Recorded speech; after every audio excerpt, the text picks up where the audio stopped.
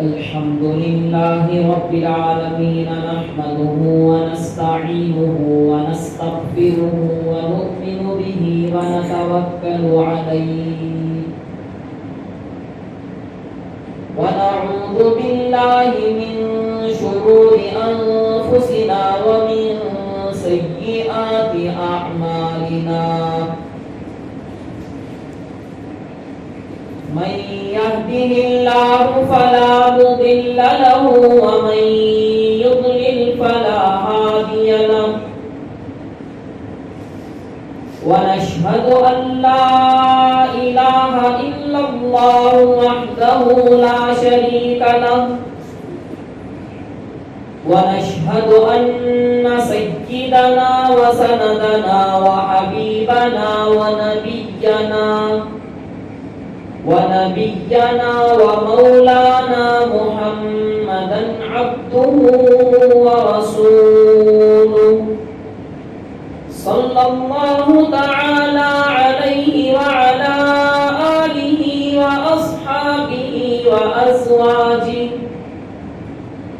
وأصحابه وأزواجه وبارك وسلم تسليما كثيرا أما بعد فأعوذ بالله من الشيطان الرجيم بسم الله الرحمن الرحيم يا أيها الذين آمنوا ادخلوا في السلم كافة ولا تتبعوا خطوات الشيطان إنه لكم عدو مبين وقال تعالى في مقام آخر إنا عرضنا الأمانة على السماوات والأرض والجبال فأبين أن يحملنها وأشفقن منها وحملها الإنسان إنه كان ظلوما جهولا وقال النبي صلى الله عليه وسلم آية المنافق ثلاث إذا حدث كذب وإذا وعد أخلف وإذا اؤتمن خان صدق الله مولانا العظيم وصدق رسوله النبي الكريم ونحن على ذلك لمن الشاهدين والشاكرين والحمد لله رب العالمين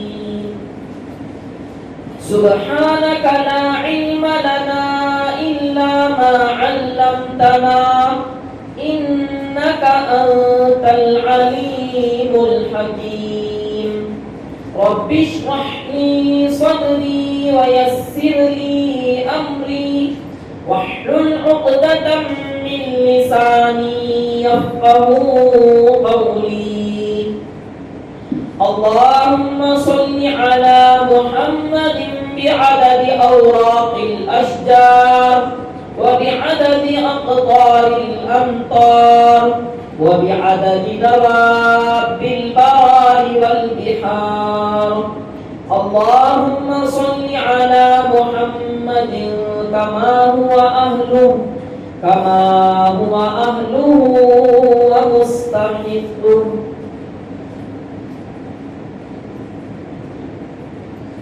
حضرات سامعین کرام،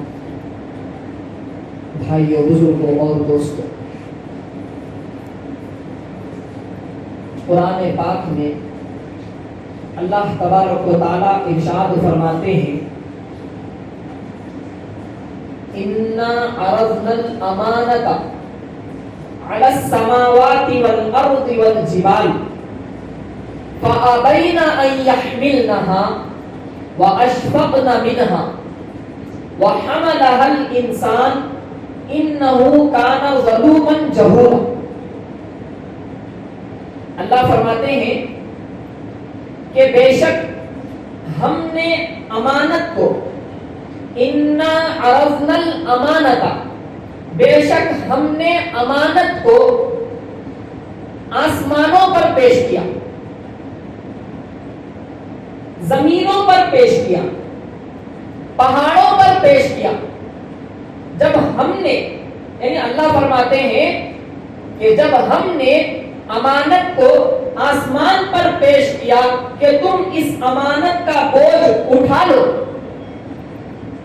تو آسمانوں نے کیا اللہ تبارک و تعالیٰ کے پاس معذرت کری، اے اللہ میں اس بوجھ کو اٹھانے کی طاقت نہیں رکھتا. پھر اللہ نے فرمایا علی السماوات والارض، ارض کہتے ہیں زمین کو. پھر اللہ نے فرمایا اس امانت کو اے زمین تم اپنے کاندھوں پر اٹھا دو. تو زمین نے بھی اس امانت کے بوجھ کو اٹھانے سے معذرت کر دی. پھر اللہ تبارک و تعالیٰ نے پہاڑوں پر پیش کیا، والجبال، جبل کہتے ہیں پہاڑ کو. تو اللہ نے امانت کو پہاڑوں پر پیش کیا تو پہاڑوں نے بھی معذرت کر لی کہ اے اللہ ہم اس امانت کے بوجھ کو ہم اٹھانے سے قاصر ہیں. پھر جب اللہ تبارک و تعالیٰ نے اس امانت کے بوجھ کو انسانوں پر پیش کیا، وَحَمَلَهَا الْإِنسَانُ، تو انسان نے اس امانت کے بوجھ کو اٹھانے کے لیے قبول کر لیا. تو اللہ فرماتے ہیں اِنَّا عَرَضْنَا الْأَمَانَةَ عَلَى السَّمَاوَاتِ وَالْأَرْضِ وَالْجِبَالِ فَأَبَيْنَ أَن يَحْمِلْنَهَا، تو سب نے، آسمان نے، زمین نے، پہاڑوں نے معذرت کر لی اور اس امانت کے بوجھ کو اٹھانے سے کیا ہے قاصر آ گئے، معذرت کر لی اور ڈر گئے. وَأَشْفَقْنَ مِنْهَا وَحَمَلَهَا الْإِنسَانُ، انسان نے اس بوجھ کو اٹھا لیا. انه كان ظلوما جهولا، اللہ فرماتے ہیں کہ انسان بڑا ظالم ہے اور اپنے انجام کار سے بے خبر. ظلوما جهولا، یہ جہول کے مبالغہ کا صیغہ ہے. عربی میں ایک قاعدہ آتا ہے، صفت ہوتی ہے، اس میں فاعل ہوتا ہے، اس میں مفعول ہوتا ہے، ایسے ایک مبالغہ کا صیغہ قرآن پاک کے صیغے عربی کے قواعد کے مطابق، رولز کے مطابق آتے ہیں. تو اللہ تبارک و تعالیٰ نے فرمایا کہ انسان بڑا ظالم ہے اور اپنے انجام کے اعتبار سے بے خبر ہے. اب یہ امانت کیا ہے جس کو اللہ تبارک و تعالیٰ نے آسمان کے سامنے پیش کیا، زمینوں پر پیش کیا، پہاڑوں پر پیش کیا؟ اس امانت سے مراد کیا ہے؟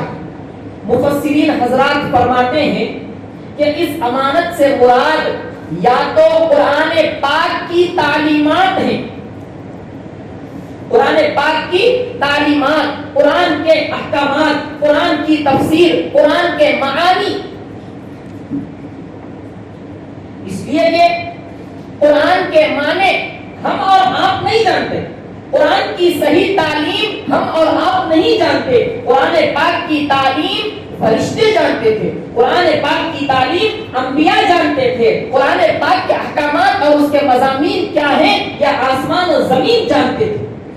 یہ کتنا بڑا بوجھ ہے اللہ کی طرف سے، کتنی بڑی امانت ہے. اس لیے وہ لوگ اٹھانے سے عاجز آ گئے اور خدا کے سامنے معذرت کر دی. تو بعض مفسرین حضرات فرماتے ہیں کہ اس امانت سے مراد قرآن پاک کی تعلیمات ہے. بعض دوسرے مفسرین حضرات کہتے ہیں کہ امانت سے مراد اللہ تبارک و تعالیٰ کا وعدہ ہے، اللہ کا وعدہ ہے. اور آج ہمارے ماحول میں، ہمارے معاشرے میں امانت سے مراد کیا مراد لی جاتی ہے؟ امانت یعنی کوئی آدمی، جیسے مثال کے طور پر زید نے بکر کو 1000 روپے دیے اور دے کر کہنے لگے کہ یہ 1000 روپے میں تمہارے پاس امانت دے رہا ہوں، 1 مہینے کے بعد میں آ کر کیا ہے تمہارے پاس سے وہ امانت واپس لے لوں گا۔ اب 1 مہینے کے بعد زید بکر کے پاس گیا اور جا کر کہا کہ میں نے 1 مہینہ پہلے جو تمہیں امانت 1000 روپے دی تھی وہ میں اب واپس لینے کے لیے آ رہا ہوں۔ تو وہ بکر 1000 روپے دے دے تو یہ امانت کی ادائیگی ہے، اور ہم اتنا ہی سمجھتے ہیں، امانت کا مفہوم ہم اتنا ہی سمجھتے ہیں، ورنہ تو امانت کا مفہوم شریعت کے اندر بڑا ہی وسیع ہے، بہت لمبا چوڑا مضمون ہے امانت کے معنی۔ یہ تو معنی وہی ہے کہ کوئی آدمی کوئی چیز کسی کے پاس امانت رکھے تو وہ چیز اسے واپس لوٹا دینا، یہ بھی امانت ہے۔ ساتھ ساتھ معاشرے میں ماحول میں جو زندگی گزارتے ہیں، قرآن حدیث کے مطابق احکامات پر انسان چلتے ہیں، ان سب کا آپس میں ایک دوسرے پر بھروسہ اور اعتماد رکھنا بھی امانت ہے۔ اور اللہ تبارک و تعالیٰ کی دی ہوئی نعمتوں کا صحیح استعمال بھی امانت ہے۔ اور اللہ تبارک و تعالیٰ نے انسان کو جو زندگی عطا کی ہے وہ بھی خدا کی طرف سے امانت ہے۔ اور اللہ نے ہمیں جو مال دیا، گھر دیا، زندگی دی، انسانی اعضاء دیے، اولاد کی، بیوی عطا کی، اللہ تبارک و تعالیٰ کی طرف سے یہ تمام چیزیں نعمتیں بھی ہیں اور امانتیں بھی ہیں۔ جیسے ایک آدمی کسی کو 1000 روپے دے اور وہ وقت پر اس کو ادا نہ کرے تو اس کو امانت میں خیانت کہا جاتا ہے، بے وفائی کہا جاتا ہے۔ ایسے ہی اللہ تبارک و تعالیٰ کی دی ہوئی امانتوں میں اگر اس کا صحیح استعمال نہ ہو یہ بھی امانت میں خیانت ہے۔ قرآن پاک میں اللہ تبارک و تعالیٰ فرماتے ہیں اس کی تعریف کہ اللہ نے ہمیں جو نعمتیں عطا کی ہیں، میرے بھائیوں یہ ہماری زندگی ہے، یہ ہماری زندگی اپنی زندگی نہیں ہے، یہ ادھار کا مال ہے، اللہ کی دی ہوئی امانت ہے۔ اولاد اللہ کی دی ہوئی امانت ہے، اولاد اللہ کی دی ہوئی امانت ہے۔ ہر ایک کے بارے میں اللہ تبارک و تعالیٰ کل قیامت میں ہمارے سے پوچھیں گے کہ تم نے اس امانت کا کتنا حق ادا کیا، صحیح طور پر ادا کیا یا اس امانت میں خیانت کی۔ اللہ تبارک و تعالیٰ ہم میں سے ہر ایک بندے کو قیامت میں کھڑا کر کے پوچھے۔ قرآن پاک میں اس کی دلیل ملتی ہے، اللہ فرماتے ہیں یا ایھا الذین آمنوا لا تخونوا اللہ والرسول، اے ایمان والو، اے اللہ کے بندو، اللہ اور اس کے رسول کے ساتھ خیانت نہ کرو۔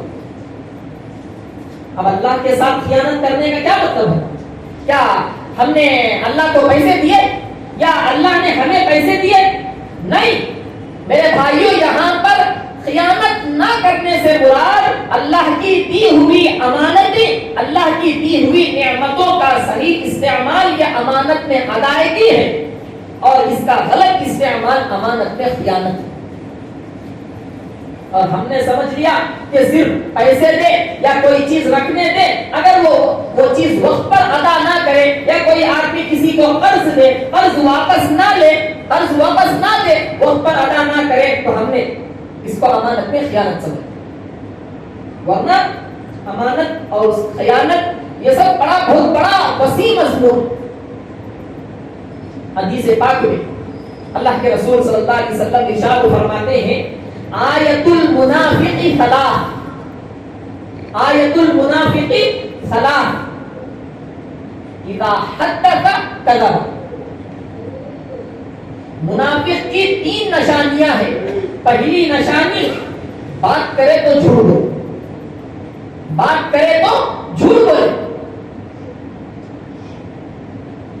وَإِذَا وَعَدَ أَخْلَفَ، جب وہ کوئی وعدہ کرتا ہے تو اس وعدے کی خلافی کرتا ہے. اور منافق کی تیسری نشانی ہے اذا اؤتمن خانا، جب اس کے پاس امانت رکھی جاتی ہے تو اس امانت میں خیانت کرتا ہے. ایک حدیث میں اللہ کے رسول صلی اللہ علیہ وسلم فرماتے ہیں یتبع المؤمن علی الخلال كلها الا الخیانۃ والکذب، کہ مومن کے اندر ہر خصلت ہو سکتی ہے، مومن کے اندر ہر خصلت ہو سکتی ہے، اس کے اندر آ سکتی ہے، لیکن خیانت اور جھوٹ یہ دو عادتیں کیا ہے کسی مومن کے اندر نہیں آ سکتی. جیسا کہ ایک حدیث میں ہے کہ ایک صحابی حضور صلی اللہ علیہ وسلم کے پاس آئے اور آ کر کہنے لگے اے اللہ کے رسول صلی اللہ علیہ وسلم مجھے کچھ نصیحت کیجئے، لیکن یہ کیچک بتائیے، مجھے کچھ نصیحت کیجئے لیکن یہ کیچک بتائیے. تو آپ علیہ السلام نے فرمایا کیونکہ سامنے والا سوال کرتا تھا تو ہمارے نبی صلی اللہ علیہ وسلم کے قلب میں اللہ کی طرف سے اس کی ساری کیفیت ڈال دی جاتی تھی. سامنے والا کیسا ہے اس کی بہت ساری مثالیں ملتی ہیں. ایک صحابی آئے اور آ کر کہنے لگے اے اللہ کے رسول صلی اللہ علیہ وسلم مجھے ایسا عمل بتائیے جو سب سے افضل ہو. تو آپ علیہ السلام نے فرمایا وقت پر نماز پڑھو. پھر کئی دنوں کے بعد اور ایک صحابی آئے اور آ کر پوچھنے لگے اے اللہ کے رسول صلی اللہ علیہ وسلم مجھے سب سے افضل عمل بتائیے. تو آپ نے فرمایا صدقہ کریں. پھر کوئی اور ایک صحابی آئے، انہوں نے سوال کیا اے اللہ کے رسول مجھے سب سے افضل عمل بتائیے. کیونکہ صحابہ نیک اعمال کرنے کے حریص ہوتے تھے، یہ چاہتے تھے کہ میں سب سے زیادہ کیا ہے اللہ تبارک و تعالیٰ کی عبادت کروں، میں نیک کام کروں، میں اللہ کا کیا ہے محبوب چہیتا بندہ بن جاؤں. صحابہ کے اندر یہ جذبہ ہوتا تھا. تو اگر کوئی صحابی آ کر پوچھتے اے اللہ کے رسول مجھے سب سے افضل عمل بتائیے تو اللہ کے رسول صلی اللہ علیہ وسلم فرماتے اللہ کے راستے میں جہاد کر. حالانکہ سوال ایک ہی ہے، کئی صحابہ الگ الگ آ کر سوال کر رہے ہیں. اب سب سے افضل عمل وقت پر نماز پڑھنا، سب سے افضل عمل نیکی صدقہ کرنا، سب سے افضل عمل اللہ کے راستے میں جہاد کرنا، سب سے افضل عمل کسی کو تکلیف نہ دینا، سب سے افضل عمل ایک ہی ہو سکتا ہے. لیکن علماء نے محدثین نے اس احادیث کی تشریح میں لکھا ہے اللہ کے رسول صلی اللہ علیہ وسلم پر سامنے والے کی پوری کیفیت حضور کے دل میں القاء کر دی جاتی تھی، ڈال دی جاتی تھی. اور آپ علیہ السلام دیکھتے کہ سامنے سوال کرنے والا جو ہے وہ اللہ کے راستے میں جہاد بھی کرتا ہے، صدقہ بھی کرتا ہے، کسی مومن کو تکلیف نہیں دیتا، لیکن نمازوں کے اندر کوتاہی کرتا ہے. تو آپ علیہ السلام نے اس صحابی سے فرمایا سب سے افضل عمل جو ہے وہ وقت پر نماز ادا کرنا.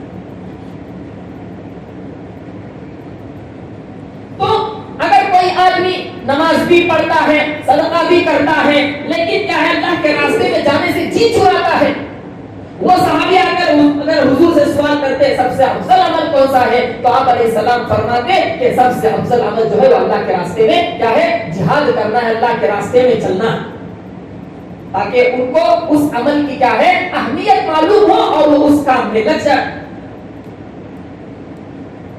تو میں یہ کہہ رہا تھا کہ کوئی صحابی الگ الگ طریقے سے آ کر سوال کرتے تھے اور صحابہ کیا ہے اعمال کے حریص ہوتے تھے. تو وہ صحابی آئے اور اللہ کے رسول صلی اللہ علیہ وسلم سے عرض کرنے لگے اے اللہ کے رسول مجھے نصیحت کر دیجئے لیکن بہت ہی مختصر ایک ہی نصیحت کیجئے. تو آپ علیہ السلام نے فرمایا کہ جھوٹ مت بولو. کیا ہے جھوٹ مت بولو، بس اتنا ہی تمہارے لیے نصیحت. تم بولے نا مختصر کرو ایک ہی کرو، میری طرف سے یہ نصیحت ہے تمہیں کہ تم جھوٹ نہ بولو. لہٰذا وہ گھر چلے گئے، شراب کے دکان کو گئے، شراب لے لی، اب پینے کو ہاتھ میں اٹھا لیے، سوچا کہ کل اللہ کے رسول کے دربار میں جاؤں گا اور حضور پوچھیں گے کہ کیا تم نے شراب پی ہے؟ اگر پیا ہے تو سب کے سامنے کیا بدنام کی ہوگی، اگر نہیں پیا ہے پی کر بھی نہیں پیا ہے تو کیا ہو جائے گا جھوٹ ہو جائے گا. اور آپ علیہ السلام نے فرمایا جھوٹ نہ بولو، لہٰذا ان سے شراب چھوٹ گئی. نماز کا وقت ہوا، گھر میں بیٹھے ہوئے تھے، حضرت بلال رضی اللہ عنہ نے اذان دی. سوچے کہ اگر میں نماز نہ پڑھوں اور کل حضور پوچھ لیں کہ کیا تم نے نماز پڑھی ہے، اگر میں نہ پڑھ کر بھی اگر کہوں کہ میں نے پڑھ لی تو یہ جھوٹ ہو جائے گا. اور اللہ کے رسول صلی اللہ علیہ وسلم کے بارگاہ میں کسی کو یہ ہمت اور جرأت نہیں ہوتی تھی کہ وہ جھوٹ بولے. کیوں؟ اس لیے کہ وہ زمانہ، وہ دور اللہ تبارک و تعالی، اللہ کے رسول صلی اللہ علیہ وسلم کا خیر القرون کا زمانہ تھا، بہترین زمانہ تھا. آپ علیہ السلام ایک حدیث میں فرماتے ہیں میرا زمانہ سب سے بہترین زمانہ ہے، پھر اس کے بعد تابعین کا زمانہ اس سے تھوڑا کم درجے کا ہے، اس کے بعد کا زمانہ تبع تابعین کا زمانہ اس سے تھوڑا کم کا زمانہ ہے. آپ علیہ السلام نے وہاں تک گواہی دی. کیوں؟ اس لیے کہ بعض مرتبہ اگر کوئی صحابی خدا نہ خواستہ کوئی غلط بات کہہ دیتے، فوراً حضرت جبرائیل علیہ السلام وہی لے کر اتر جاتے. کوئی غلط بات کہنے کی ہمت ہی نہیں، اور صحابہ کہتے بھی نہیں تھے.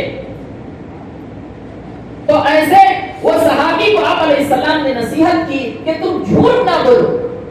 تو ایک کرتے ساری برائیاں ان کے اندر سے ختم ہو گئی. یہ آپ علیہ السلام کی جامع نصیحت ہوگی. تو میرے بھائیوں، میں یہ کہہ رہا تھا اللہ تبارک و تعالیٰ نے جو امانت انسان کو دی ہے، اس امانت میں خیانت نہ کرنے کا اللہ تبارک و تعالیٰ فرماتے ہیں یا ایھا الذین آمنوا لا تخونوا اللہ والرسول، کہ اے مومنوں، اے مسلمانوں، اے اللہ کے بندوں، تم اللہ اور اس کے رسول کی دی ہوئی امانتوں میں، نعمتوں میں کیا ہے؟ خیانت نہ کرو. لا تخونوا اللہ والرسول. اب اس امانت سے کیا مراد ہے؟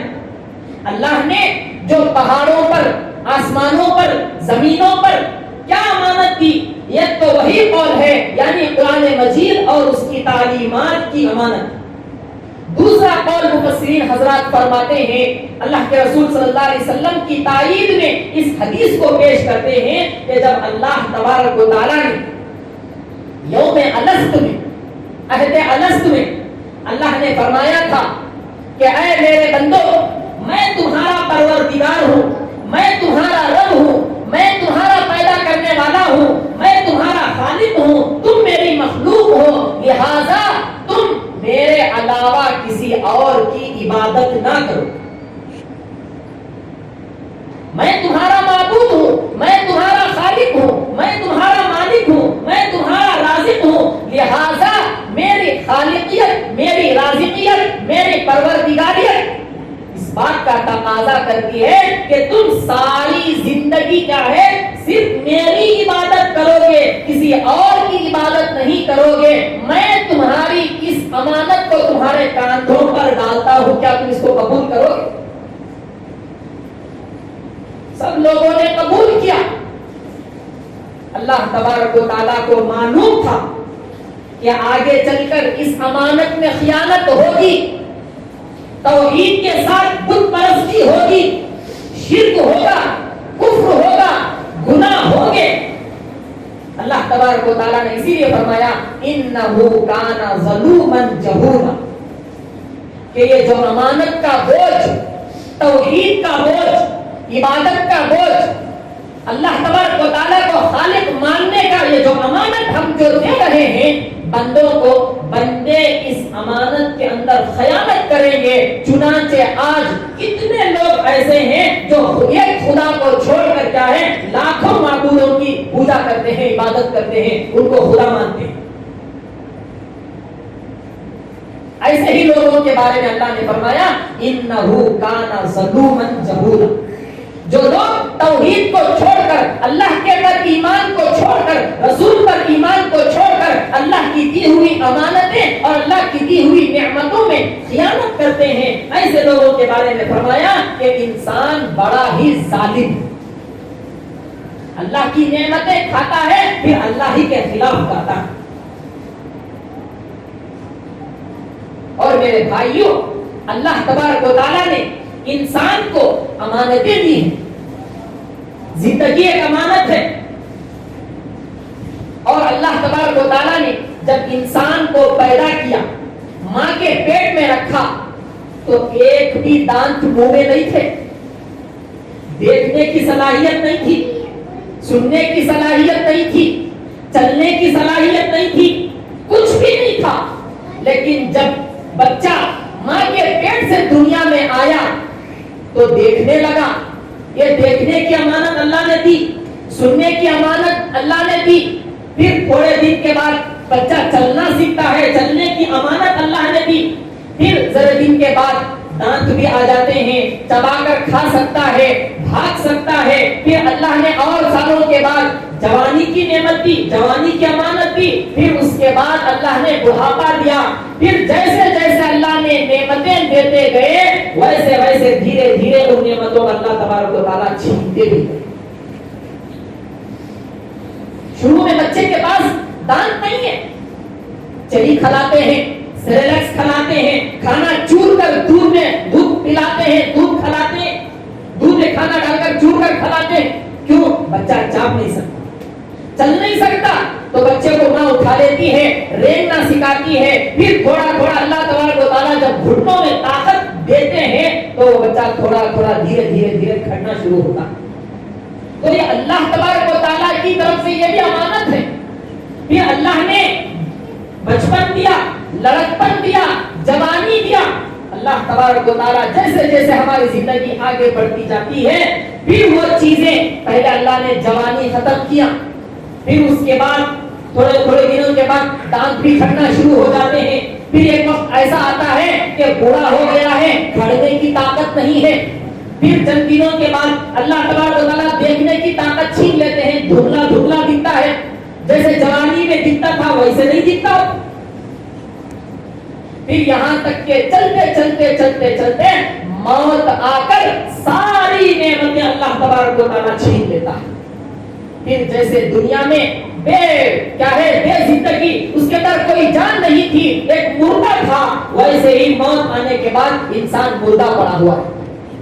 ساری نعمتیں اللہ نے دی، ساری نعمتیں اللہ نے چھین دی. لیکن میرے بھائیوں، ہمیں غور کرنا ہے، ہر ایک انسان کو، چاہے وہ مسلمان ہو، چاہے وہ غیر ہو، یا کسی بھی مذہب کا ماننے والا ہو، اللہ نے ہر انسان کو یہ نعمتیں دیتا ہے اور یہ نعمتیں اللہ چھین لیتا ہے. غیر مسلم بچہ پیدا ہوتا ہے تو وہ بھی اسی حالت پر پیدا ہوتا ہے، مسلمان کا بچہ پیدا ہوتا ہے وہ بھی اسی حالت پر پیدا ہوتا ہے. سب لوگ دنیا میں آتے ہیں، چلتے ہیں، کھاتے ہیں، پیتے ہیں، دیکھتے ہیں، سنتے ہیں، سب کام کرتے ہیں. پھر جیسے جیسے بڑھاپا آنا شروع ہوتا ہے، سب نعمتیں مسلمان سے بھی چھین جاتی ہیں، کافروں سے بھی چھین جاتی ہیں. لیکن اصل کمال میرے بھائیوں اس وقت ہے جب ہماری موت آنے کے بعد اللہ تبارک و تعالیٰ قیامت میں میدان محشر میں کھڑا کر پوچھیں گے. اللہ پوچھیں گے کہ میں نے تجھے دنیا میں بینائی عطا کی تھی، بتاؤ تم اس بینائی کی امانت کو تم نے اس کا کتنا صحیح استعمال کیا، کتنا غلط استعمال کیا.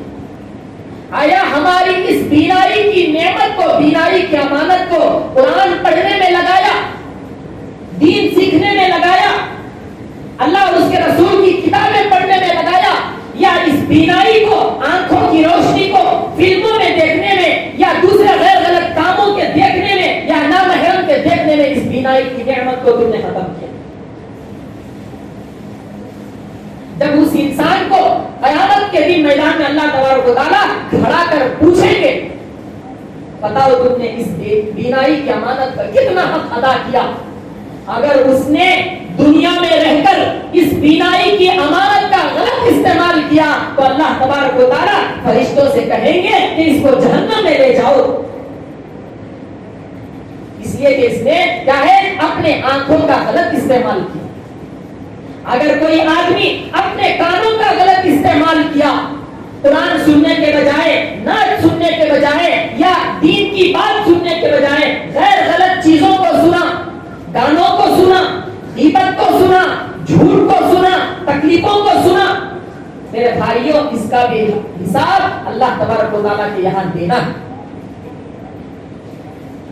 ہاتھوں کو غلط استعمال کیا اس کا حساب دینا ہے, منہ کا غلط استعمال کیا اس کا حساب دینا ہے. دنیا میں رہ کر اللہ نے ہمیں منہ کی نعمت دی, زبان کی نعمت دی.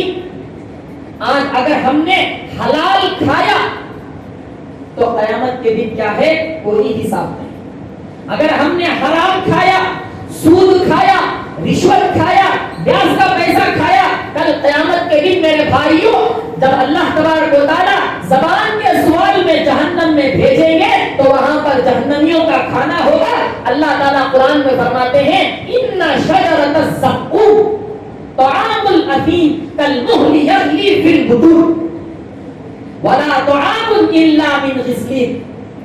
کھانے کے لیے کیا ہے, ہنزل پھل جو ایک دم کڑوا سا ہوتا ہے, اگر دنیا میں اس کو صبح میں چکھ لے تو شام تک اس کا اثر رہے گا, لیکن وہاں پر وہی پھل کھانا پڑے گا.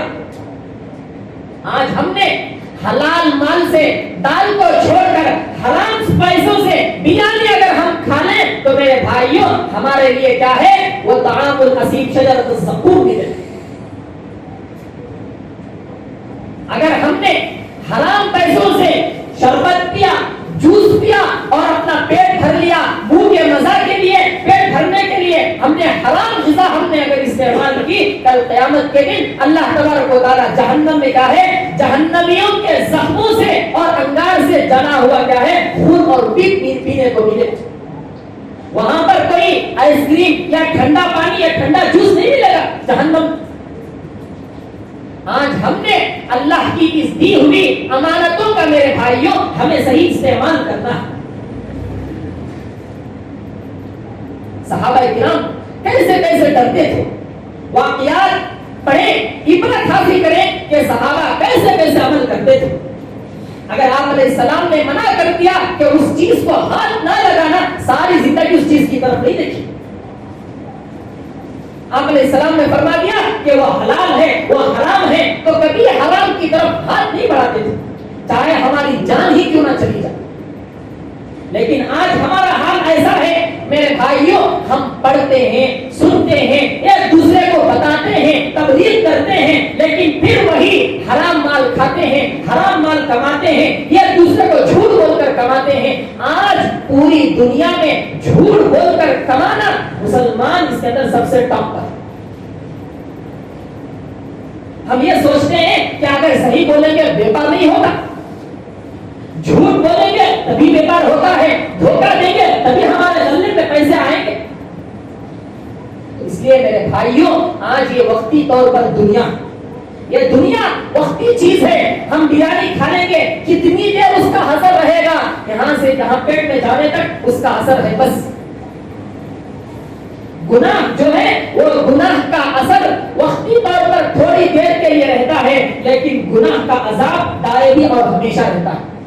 اور نیکی کرنے کی, نیک کام کرنے کی, اچھا کام کرنے کی مشقت تھوڑی دیر کے لیے رہتی ہے, لیکن نیکی کا ثواب ہمیشہ اور دائمی رہتا ہے. ہمیں دیکھنے میں کیا ہے, گناہ آسان معلوم ہوتا ہے, نیکی جو ہے وہ مشکل معلوم ہوتی ہے. اس کی سب سے بڑی وجہ ہمارے ایمان کے اندر کمی ہے. ہمارا ایمان آج اتنا کمزور ہو گیا ہے, اتنا کمزور ہو گیا ہے, اگر کوئی آدمی ہمیں کیا ہے 1000-2000 روپے دے دے تو ہم ہمارا ایمان چھوڑ دیں. آج ہمارا ایمان اتنا کمزور ہو گیا. میرے بھائیوں, اللہ کے رسول صلی اللہ علیہ وسلم صحابہ کرام کے ایمان پر اتنا کام کیے, کیا ہے صحابہ کرام اپنی جان تک گوانے کو تیار ہیں, لیکن ایمان سے پھرنا گوانا. آپ احادیث کی کتابیں اٹھا کر دیکھیں, سیرت کی کتاب اٹھا کر پڑھیں, مزار اعمال میں کتنے ایسے واقعات ہیں. حضرت بلال رضی اللہ عنہ شروع میں ایک کافر کے غلام تھے, ایسی تکلیفیں صرف اس لیے کہ انہوں نے اللہ اور اس کے رسول پر ایمان لایا تھا. پورے کپڑے کیا ہے, پورے بدن کے کپڑے نکال کر گرم ریت پر لٹا دیا جاتا اور اوپر سے گرم سل رکھ دی جاتی, پھر بھی وہ یہی کہتے ہیں اللہ ایک ہے, اللہ ایک ہے. تو آج ہمارا ایمان میرے بھائیوں کیا ہے, پیسوں پر, ہمارا ایمان عیش و عشرت پر آ گیا, ہمارا ایمان جو ہے وہ ظاہری چیزوں کی طرف ہمارا ایمان آ گیا، اس لیے ہمارے دلوں سے کیا ہے ایمان نکلتا جا رہا۔ اور کوئی آدمی کیا ہے یہ سوچتا ہے کہ آج ہم گناہ کر لیں گے، بعد میں چل کر توبہ کر لیں گے، گناہ توبہ کی امید پر گناہ کرتا رہتا ہے۔ اللہ کے رسول صلی اللہ علیہ وسلم فرماتے ہیں کہ جو بندہ گناہ توبہ کی امید پر گناہ کرتا ہے، اللہ تعالیٰ اسے کیا ہے توبہ کی توفیق چھین دے۔ تو میں یہ کہہ رہا تھا کہ اللہ تبارک و تعالیٰ قیامت میں ہر بندے سے، ہر انسان سے کیا ہے اللہ کی دی ہوئی امانتوں کا کیا ہے اللہ حساب لے گا۔ اور یہ ہمارے پاس آج جو ہر ایک چیز موجود ہے میرے بھائیوں، یہ ہماری کوئی اپنی ذاتی نہیں ہے۔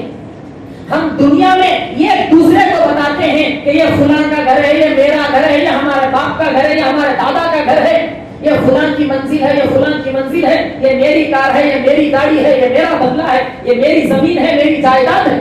یہ صرف دنیا میں ایک دوسرے سے امتیاز کرنے کے لیے، ورنہ تو حقیقت میں یہ سارا مال اللہ تبارک و تعالیٰ کی طرف سے امانت ہے۔ جیسے مثال کے طور پر کوئی آدمی یہاں سے دلی کو گیا، ٹرین میں یا پلین میں بیٹھ کر دلی کو گیا، دلی کو جانے کے بعد وہاں ایک ٹیکسی کیا ہے کرائے پر خریدا، جیسے وہ زوم کار آتا ہے نا، اس میں پیسے بھرنے سے کیا ہے وہ کار ہمارے لیے 1 دن 2 دن 3 دن ہم جتنے دن چاہیں اتنے دن کے لیے ہمارے لیے وہ کار کیا ہے کرائے پر مل جاتی ہے۔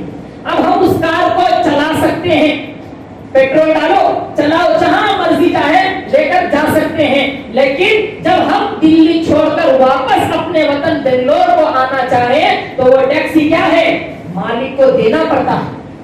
اگر اس ٹیکسی میں رتی برابر بھی اسکریچ ہو گیا، ایکسیڈنٹ ہو گیا یا کچھ بھی اس کے اندر خرابی آ گئی تو میرے بھائیوں مالک کے مکان کیا کرے گا؟ گاڑی والا مالک اس کا کیا ہے بھرپائی دے گا، اس کی پوچھ تاچھ کرے گا، اور اگر وہ نہیں ملے گا بھاگ جائے گا، اس کا آدھار کارڈ ہے ڈی ایل ہے کیا ہے اس سے قانونی کارروائی کرے گا۔ ایسے ہی میرے بھائیوں اللہ نے ہمیں جو یہ چیزیں امانتیں دی ہیں، ہم اس کے ڈرائیور ہیں۔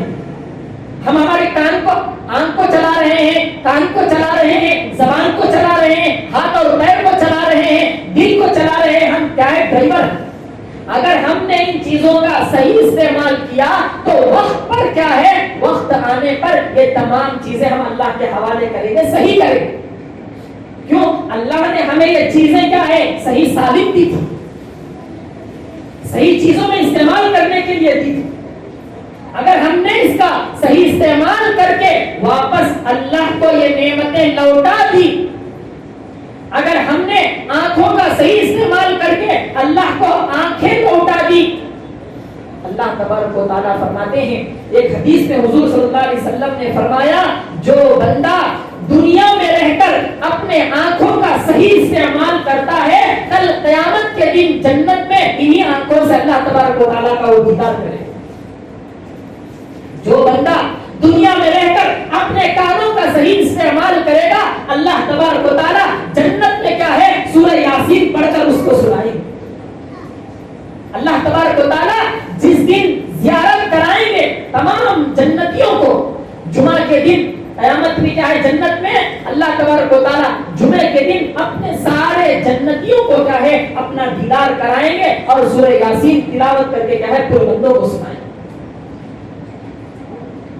اور جو بندہ دنیا میں رہ کر اپنے گھر کا صحیح استعمال کرتا ہے، اللہ تبارک و تعالیٰ اس کو جنت میں کیا ہے اس دنیا سے بڑا محل عطا کریں گے۔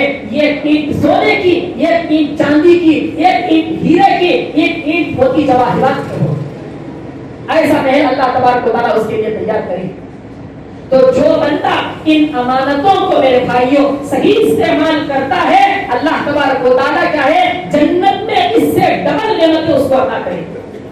ایک حدیث مجھے یاد آ گئی، جو بندہ دنیا میں رہ کر حضور صلی اللہ علیہ وسلم فرماتے ہیں جو بندہ اس دنیا میں رہ کر اپنی زبان کو صحیح استعمال کرتا ہے، تلاوت میں، سچ بولنے میں، ایک دوسرے کو کیا ہے اتحاد اتفاق کے ساتھ لے کر چلنے میں، صحیح بات اس بات کرنے میں اپنی زبان کو استعمال کرتا ہے، کل یہی زبان جنت میں کیا ہے انبیاء کرام سے بات کرے گی، ان سے تکلم کرے گی، ان سے گفتگو کرے گی۔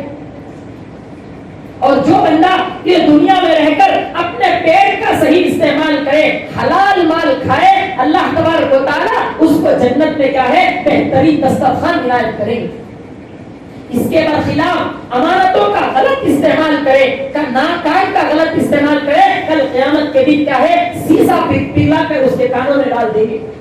زبان کا غلط استعمال کیا تو جہنم میں اس کو کڑوا پھل اور خون اور پیپ پینے کو دیا جائے۔ حضور صلی اللہ علیہ وسلم فرماتے ہیں کہ جہنمیوں کے زخم سے جو خون اور پیپ نکلے گا اس کی بدبو اتنی خراب ہوگی، اتنی خراب ہوگی، حضور فرماتے ہیں کہ اگر ساری دنیا کے انسان ایک جگہ مر کر پڑ جائیں، ساری دنیا کے جانور ایک جگہ پڑ کر سڑ کر مر جائے تو جتنی بدبو ہوتی ہے اس سے کہیں زیادہ ایک دوزخیوں کے پیپ سے پیدا ہوتی ہے۔ اب وہاں پر بھوک بھی لگے گی، پیاس بھی لگے گی، اس کے علاوہ کوئی اور وہاں پر کھانا نہیں ملے، وہاں پر زومیٹو یا سویگی یا امیزون یا کوئی اور نہیں رہے گا کہ ہم جیسے چاہے بک کر لیں اور منگا کر کھا لیں۔ میرے بھائیوں، اگر وہاں اچھا اچھا کھانا ہے، اچھا اچھا پہننا ہے، اچھا رہنا ہے تو اس دنیا میں کیا ہے ہمیں اپنے اعمال کو سدھارنا۔ کیوں؟ یہ دنیا کیا ہے بننے کی جگہ ہے، یہ دنیا بننے کی جگہ ہے۔ جیسے مثال کے طور پر ایک بچہ جب ماں کے پیٹ کے اندر مکمل بن کر جب وہ دنیا میں آتا ہے تو وہ مکمل پیدا ہوتا ہے، لیکن اگر ماں کے پیٹ کے اندر کسی بچے کے اندر نقص اور کمی آ جائے تو دنیا کے پورے ڈاکٹر مل کر دنیا میں آنے کے بعد اس کمی کو پورا نہیں کر سکتے۔ ایسے ہی میرے بھائیوں، اگر ہم اس دنیا میں رہ کر صحیح اگر ہم نے اس زندگی گزاری، صحیح استعمال کیا، اگر ہم نے قرآن و حدیث شریعت کے مطابق اگر ہم احکامات گزار کر اس دنیا میں زندگی گزار کر قیامت میں جائیں گے تو ہمیں کیا ہے اللہ تبارک و تعالیٰ نعمتوں سے نوازے۔ بہرحال میرے بھائیوں، اللہ تبارک و تعالیٰ سے دعا کیجئے اللہ تبارک و تعالیٰ ہم تمام کو کہنے سننے سے زیادہ عمل کی توفیق عطا فرمائے۔